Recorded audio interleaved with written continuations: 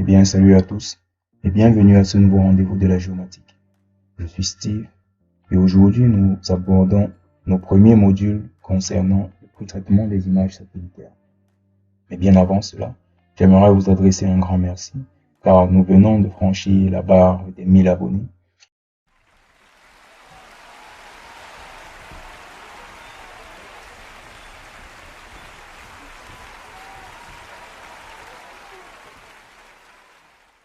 Et tout cela grâce à vous.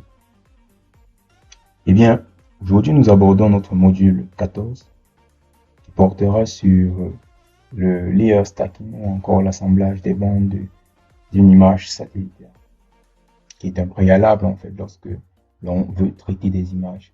Alors, dans le cadre de nos modules précédents, nous avons vu qu'une image satellitaire était composée de plusieurs bandes, dont une bande pour la plupart des images récentes, une bande panchromatique, et plusieurs bandes multispectrales.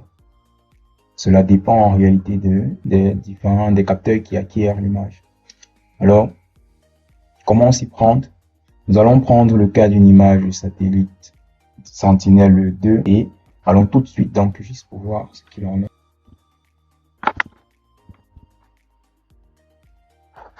Alors, une fois que nous sommes dans QGIS, nous allons importer nos données raster. Il s'agit d'une image Sentinelle de 2015.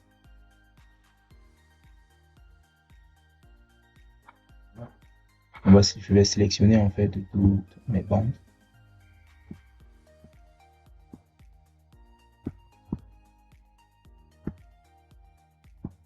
Étant donné que Sentinelle a 13 bandes, je vais sélectionner l'ensemble de mes bandes et je vais les importer dans QGIS. Ça, c'est la première étape.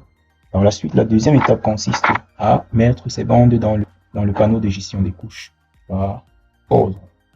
Il faudrait que cela respecte un ordre bien strict.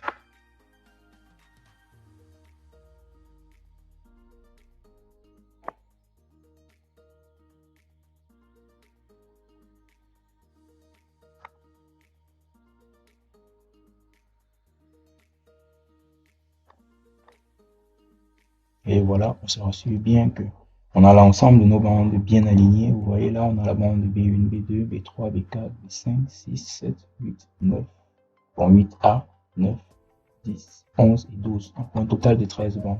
Une fois que vous avez cela, la deuxième étape consiste à venir dans le panneau de menu déroulant. Vous venez dans Raster. Dans Raster, vous venez. Ce que l'on va faire en fait, vous venez dans Divers. Vous allez cliquer sur Construire un raster virtuel. Alors, là, on vous demande d'utiliser les rasters visibles en entrée.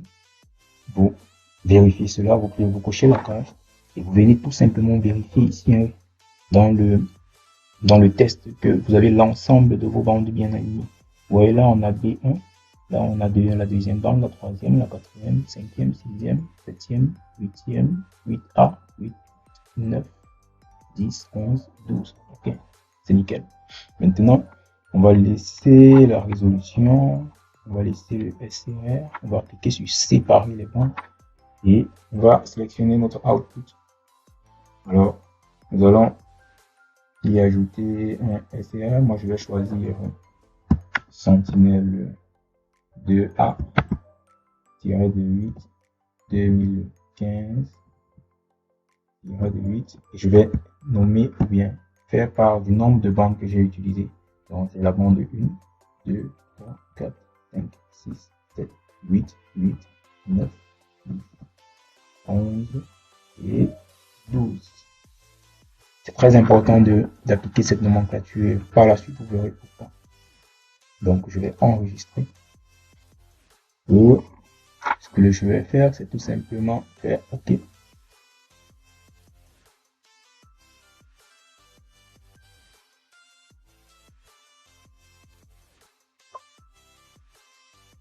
OK. Je vais fermer. Vous voyez que l'algorithme est très rapide. Et là, je vais décocher. Tout simplement, vous voyez là, vous avez votre image qui est consolidée ou encore qui est assemblée. Ça, c'est une image satellite. Tandis que tout ce que vous voyez affiché là correspond tout simplement à des bandes. Et on en a longuement parlé dans le module précédent. Donc là, on a notre image satellite. Mais tout simplement, le seul souci, c'est que pour l'instant, il s'agit tout simplement d'un raster virtuel. Alors, ce qu'il faudrait faire, c'est enregistrer sous. Et l'enregistrer.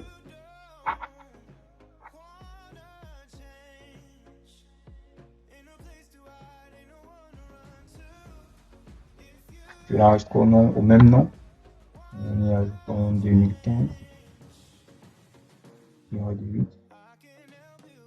Et cela. On ne change pas le SRR, on se rassure parce que moi je voudrais que ce soit un géotype qui s'est fait, alors vous pouvez faire OK.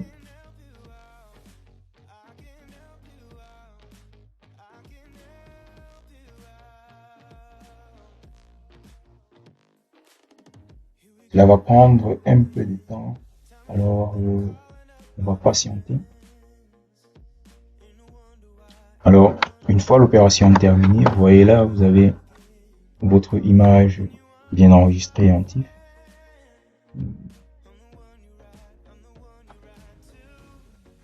Vous avez là votre VRT et là votre image. Vous voyez là, vous avez bien votre TIFF là. Donc, on peut décocher notre VRT et rester avec notre image. Là, ce que l'on vient de réaliser, il s'agit d'un layer stacking. Et j'espère que vous avez vraiment aimé cette vidéo. Si tel est le cas, alors n'hésitez pas à me lâcher un gros pouce bleu. Et surtout, j'aimerais profiter de ce module pour pouvoir vous inviter massivement à découvrir nos modules de formation sur notre plateforme Facebook, avec les différents quiz qui ont été développés pour évaluer votre niveau de compréhension par rapport à nos modules. Et commencez tout d'abord par découvrir le quiz de ce module 14 dans la description. À la prochaine. Merci.